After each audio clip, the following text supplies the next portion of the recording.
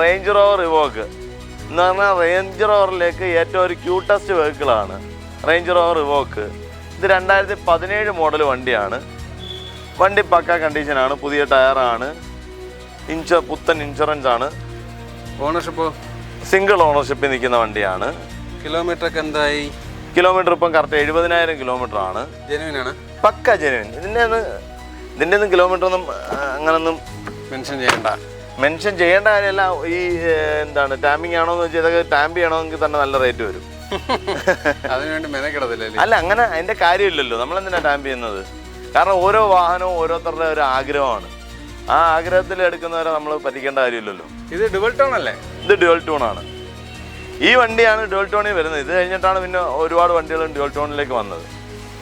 ഇത് എത്ര ചോദ്യം? ഈ വണ്ടിക്ക് നമ്മൾ 28.5 ലക്ഷം രൂപയാണ് ചോദിക്കുന്നത്.